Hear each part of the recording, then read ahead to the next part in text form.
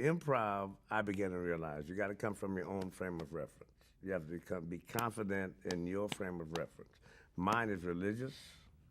Mine is musical. And if I deal realistically, mine is political because I was a part of those people who sat in and stuff like that. We had a lot of jokes about that. So, but I wasn't dealing with that because I was afraid to. I was afraid to do the political stuff, and there was a certain way I felt about the religious stuff, except if certain around certain people. Um, um, anyway, when I was with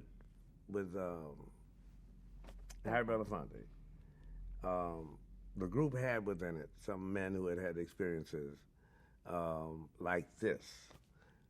One guy told me a story about Art Linkletter. He had a show called Truth or Consequences. And on that show, the tradition was to find someone in the audience who had talent, sing, dance, whatever, whatever.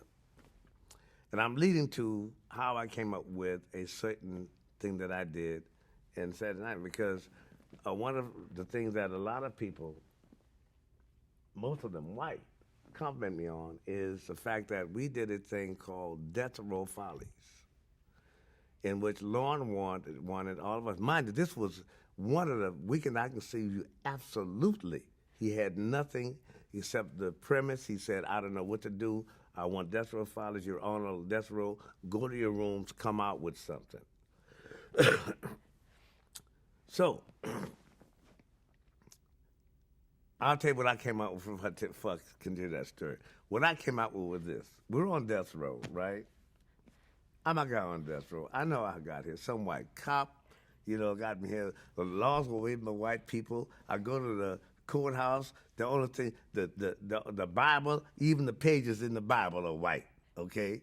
So I come and I say, I'm gonna get me a shotgun and shoot all the whites I see. I'm get me a shotgun and shoot all the whites I see. When I shoot all the whites I see, Whitey, he won't bother me. Right? Anyway, where did I get that from? Here is where using your frame of reference works. Because in my own experience, getting back to the Belafonte group, one of the gentlemen who was a singer and had told how he was looking at Truth or Consequences. And sure enough, Art Linkletter had found an older North Carolina lady who he found out wrote songs. And apparently she had written them like 300 or 400 songs. And he told the audience about it, and they got excited. And he tried to bring her up, and she kept saying, Charlie, no, no, no, please, I don't want to come up. I don't want to come up. No, please, please, please. And he says, audience, she's shy. That's all. She's talented, 300 songs. Come on, get her. Finally, lady comes up. She sits down to the table. And he said, well, play a song for us. She said, well, I'll play my favorite song. And this, apparently, according to my man, is true. She does, da-da-da-da-da-da. I'm gonna get me a shotgun and shoot all the niggas I see, da-da-da-da. And they blacked out the TV. Now, this was in the 50s. I believe about the blacking out. Now, I know you're looking like, she doesn't believe me. They did this for like a couple of years, they blacked out Nat Cole's show. So this is something that was real. But for me, we, in the bus, we laughed at it, and it was funny. But when I was on the show and I went to my room, I had nothing. I had absolutely nothing. I said, damn, what am I going to do? Death Row, fucking Follies? I got nothing, Then I say, wait a minute. Hold on. If I change nigga to Whitey,